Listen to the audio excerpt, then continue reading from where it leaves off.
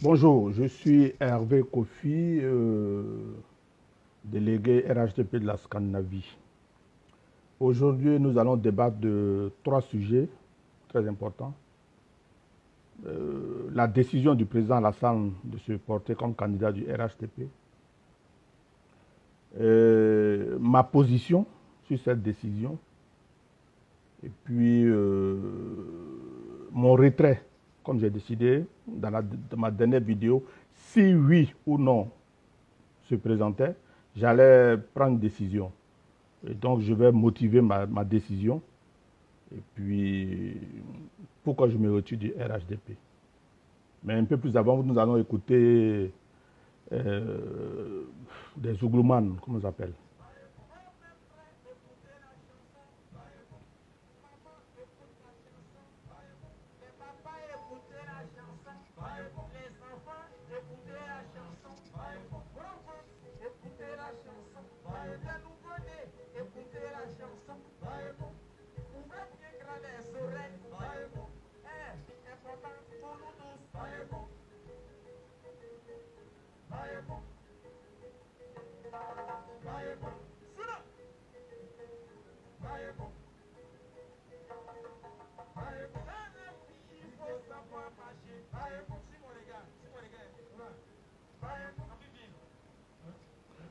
Baïko.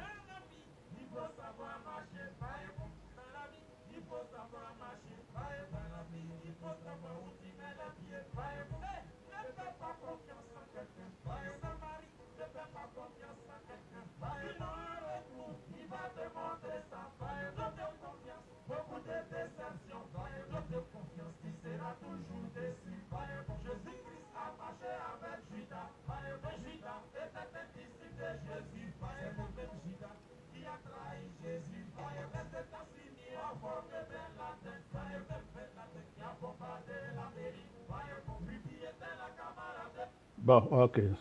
En gros, ils veulent dire qu'il ne faut pas faire confiance à quelqu'un. Mais avant de commencer cette vidéo, je voulais vous montrer quelques photos. Quelques photos qui montrent ou alors qui expliquent à ceux qui pensent que j'ai exculpé du titre de RHDP, ils vont comprendre pourquoi j'avais décidé de lancer le RHDP en Scandinavie. Et pourquoi aujourd'hui j'ai décidé de me retirer de ce RHDP.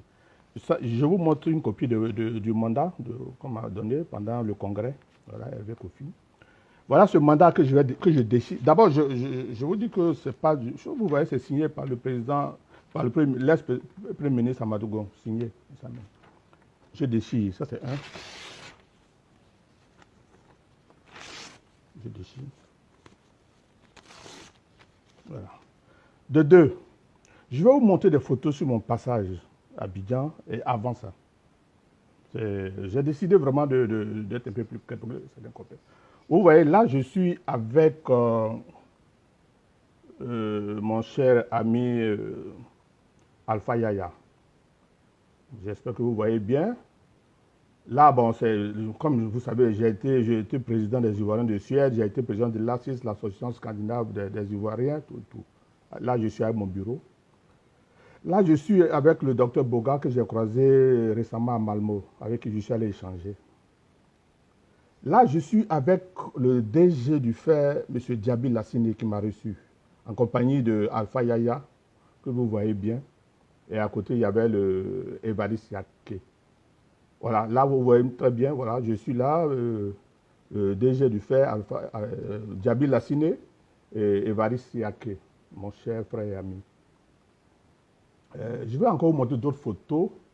Là, j'ai été reçu, j'avais rendez-vous avec le Premier ministre Amadou Gon, malheureusement, ça a été arrangé par le conseiller, vraiment à qui je dis vraiment merci, qui est très sympathique comme gars. Sincèrement, j'ai croisé des gens, mais il est sympathique, tout. Il avait arrangé le rendez-vous avec le Premier ministre Amadou Gon, mais même malheureusement, à quelques heures de notre rencontre, il a été appelé en réunion d'urgence avec le président, donc je n'ai pas pu le croiser. Et là, je suis avec le PAN. le président de l'Assemblée nationale qui a eu le plaisir de me recevoir. Je suis allé aussi échanger avec lui sur la situation de notre pays pour comprendre. Voilà, comprendre. Et j'ai appris beaucoup auprès du président à qui j'ai dit merci et surtout bon rétablissement, monsieur le président. Bon, là, je suis avec le PAN, l'ESPAN, le président Soro. Là, c'est à Paris. Et voilà, il y a encore plusieurs photos comme ça. Mais en fait, je vous montre toutes ces photos pour que certains comprennent que je n'ai pas usurpé ce titre de représentant du RHDP. Je suis allé au RHDP à cause du président Soro. Vous savez, après la guerre, il était la première personne et la seule d'ailleurs qui avait commencé à faire des tournées de pardon pour ce qui s'est passé, demander pardon aux Ivoiriens. Et cela vraiment m'avait touché. Et donc j'ai monté au niveau de la Scandinavie, une association, l'association scandinave Soro-Guillaume, pour accompagner ces actions. Nous avons commencé à faire le tour de la Scandinavie et expliquer un peu les actions du président et pourquoi il fallait pardonner tout. Alors le président Soro était à Paris, quand il a appris nos actions tout, il m'a appelé, je ne sais pas combien il m'a téléphone, il m'a appelé 2 fois. Et il nous a félicité pour ce qu'on faisait. Il a demandé qu'on vienne sur Paris. Donc le secrétaire général et moi, nous avons pris la voiture. Nous avons fait la voiture de Stockholm, c'est-à-dire de la Suède jusqu'à Paris pour aller croiser le président. Une minute. Il y a Octagen. Donc, nous avons fait la route jusqu'à Paris pour croiser le président. Et vraiment avec honneur, il nous a reçus. Nous étions même arrivés en retard au rendez-vous. 45 minutes, le président a pris soin sur lui de nous attendre. C'est là que j'ai vu vraiment ce monsieur était d'une grandeur. Quand nous sommes arrivés, il était content de nous recevoir. Il nous a même invités à un dîner. Nous avons échangé longtemps. Il devait nous recevoir 1h30 minutes, mais on a fait 1h30 avec lui. Et lorsque nous avons fini, quand on sortait, on avait même oublié, tellement on était content de l'avoir croisé, on avait même oublié de prendre des photos. C'est lui-même qui nous a retrouvés dehors. Il dit, ben, monsieur Kofi, il m'appelait président, vous savez, tellement il est humble. Président, mais il faut qu'on prenne des photos. J'étais un peu, j'ai dit, ah oui, c'est le président. Et nous avons pris des photos, plusieurs photos. Et nous avons pris la voiture, nous sommes retournés à l'hôtel. Quelque temps après, il y a le commandant Fofana, son aide de camp, qui m'a appelé, il m'a dit, monsieur Kofi, où est-ce que vous êtes? On dit, ben, nous sommes à l'hôtel, tout et tout. Il dit, ah non, non, le président a trouvé que vous êtes un peu spécial. Vous avez fait la route de la Suède jusqu'à Paris. Vraiment, il veut vous remettre quelque chose. J'ai dit que vraiment, ce n'était pas la peine, tout, que c'est plutôt nous qui devons le recevoir. Il a dit non, non, non. Et il a insisté, il est venu nous remettre 2000 € pour qu'on prenne le carburant, l'hôtel, tout, tout. Nous avons dit vraiment merci vraiment à M. Le Pan, tout. Et il a demandé vraiment qu'on vienne sur Abidjan. Donc, j'explique tout ça là pour que les gars comprennent pourquoi je suis allé au RHDP. En ce moment, le président était encore au RHDP. Donc, nous avons décidé de rester au RHDP. Pourquoi? Après cette divergence avec certains dirigeants du RHDP, parce que je me rappelle bien de la discussion que nous avons eue avec le PAN, le président Soro. Il nous a dit des trucs vraiment pendant 1h30. Ben, en ce moment, il n'avait pas encore décidé de quitter le RHDP. Nous sommes allés à Abidjan et lui, il était encore sur Paris. Donc, ça a coïncidé avec le congrès du RHDP. On a été invités, on a croisé plusieurs ministres, tout a été invité. Voilà comment nous avons reçu ce mandat pour représenter le RHDP en Scandinavie. Nous avons profité pour croiser plusieurs personnalités pour comprendre pourquoi il fallait rester au RHDP. Malgré notre penchant pour le président Soro. Donc nous sommes rentrés, nous sommes retournés, nous avons commencé à mener des rencontres, nous avons comme ça amené, fait des tournées pour expliquer un peu la vision du RHDP, tout. Et je précise, même avant notre arrivée, nous avons croisé le directeur exécutif du RHDP, M. Diaby, qui nous a même demandé comment on fait ça, de dresser notre ligne d'action sur toute la Scandinavie et de lui remettre. Nous avons fait tout ça là. Et quand nous sommes retournés en Suède, nous avons commencé à mener des enquêtes, placer des représentants dans chaque pays, puisque la Suède, la Scandinavie regroupe près de 4 à 5 pays. Alors donc, nous sommes mis au travail. Mais malheureusement, on a l'air d'être oubliés. On ne nous a pas écoutés. On ne nous écoute pas dans nos actions. Nous menons nos actions nous-mêmes tout le tour. Et pire encore, là, je l'ai déjà décrit la dernière fois, et je le redis, il y a eu le congrès du RHDP en France.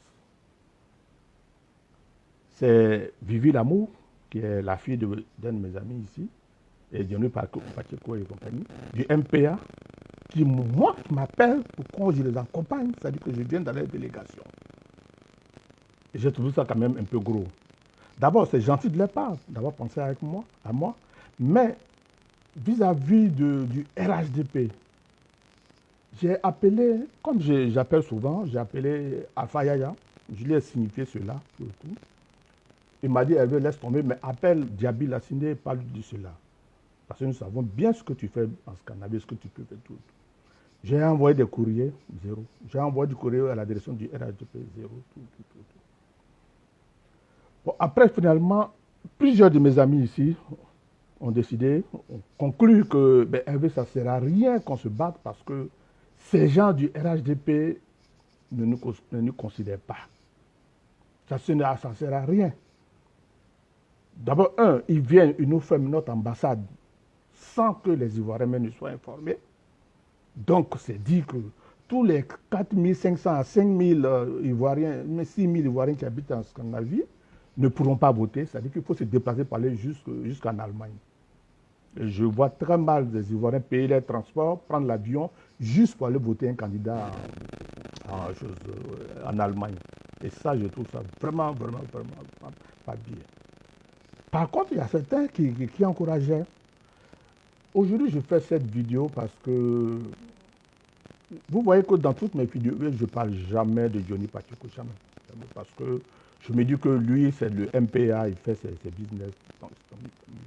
Mais lorsque des gens m'appellent, me disent, toi tu te dis représentant du RHDP et tout est mis sur la tête de Johnny Pacheco, tout, je trouve ça vraiment... c'est de la foutaise. Moi, je pense que c'est de la foutaise. Toutes les actions que nous avons menées au niveau de la Scandinavie, et puis pire encore, et ça je l'ai dit même encore, je l'ai dit dans un courrier adressé à Diaby, puisque c'est lui le directeur exécutif du RHDP, de la diaspora, et je l'ai dit aussi à Alpha Yaya. Il y a un gars qui m'a appelé une fois du Danemark, je ne me rappelle plus son nom, tout. Il dit avoir été, il dit, vous êtes le représentant du RHDP, pourtant vous n'êtes pas Djoula. C'est seuls les Djoula ou alors les représentants du RDR qui sont et qui doivent être les représentants du RHDP dans toute la Scandinavie. Je dis, dans toute l'Europe. J'ai dit, ah oui? Et c'est quel décret que tu le dis? Il dit, mais la preuve, voilà, nous avons été invités plusieurs fois à Paris pour croiser le directeur exécutif, pourtant toi tu n'as pas été. J'ai tout compris et j'ai toujours fait profil bas. Parce que je connais quand même ma force au niveau de la Scandinavie, je connais bien ma force au niveau de la Scandinavie. J'ai gardé mon calme tout et tout. Et association sur association. J'ai compris que finalement, il ne fallait pas rester dans ce parti. Il y a quelque temps, quand le président Alassane avait décidé d'être candidat du RHDP, c'est tout à fait normal. Moi, je vis dans un pays où la démocratie atteint un niveau incroyable. Je pense qu'il est de mon devoir, même si j'aime bien Alassane, et ça, chaque fois, je le dis et je le répète. Parce que j'aime Alassane pour cette capacité d'aimer le travail. Il a mis les Ivoiriens au travail, tout. Mais cette décision d'être candidat à un troisième mandat, je ne l'approuve pas. Parce qu'en en fait, c'est quoi? C'est-à-dire qu'on appelle ça bafouiller la Constitution. Et cette Constitution-là, si lui, il le fait aujourd'hui, vous allez voir que les générations qui vont suivre feront pareil. Et nous irons de catastrophe à catastrophe. C'est pour ça qu'il faut dire non maintenant. Moi, j'aurais préféré voir mon président un peu comme un Jerry Rawlings au Ghana. Celui qui donnait son dernier mot, il donne son dernier mot sur les problèmes du pays. C'est lui qu'on consulte. Voilà un peu comment moi je vois mon président. Surtout les trois. Je parle du président Bédié, du président Gbagbo, du président Alassane. Ça me fait plaisir de voir mes présidents comme ça, les anciens présidents. Mais dire que ceux-là... Vous voyez que je ne parle jamais du président Bédié parce que... Bon, je suis un enfant du PDCI, puisque mon père fait partie des gars qui ont fondé le PDCI. Qui ont fondé le PDCI. Et avant même que mon père ne disparaisse de cette terre, le président Bédié est venu chez lui à la maison, j'étais là, j'ai les photos, vous pouvez aller sur ma page. Donc j'ai compris que je suis un enfant du PDC. Mais en même temps, je n'approuve pas la décision du président Bédié. Bon, si la Constitution lui donne droit, c'est tant mieux. Mais en ce qui concerne le parti que je représente, que je représentais, parce que j'ai décidé de ne plus représenter ce parti, la preuve, j'ai déchiré le papier qu'on m'a donné. Donc, en ce qui concerne, je dis, il faut que le président Alassane comprenne que s'il se présente, ça serait un cafouillage pour la Côte d'Ivoire. Et ça, je l'ai dit plusieurs fois. Ça sera un cafouillage pour la Côte d'Ivoire. C'est-à-dire que tout l'effort qui est fait va retomber à l'eau. Va retomber à l'eau. Ouais, aujourd'hui, je donne un peu raison au président Soro. Vous voyez, tout le temps qu'on a passé ensemble dans la discussion, tout ce que j'ai retenu, il disait que c'est pour ça que j'ai dit il ne faut pas faire. Il a trop fait confiance. Et aujourd'hui, c'est lui qui reçoit les coups.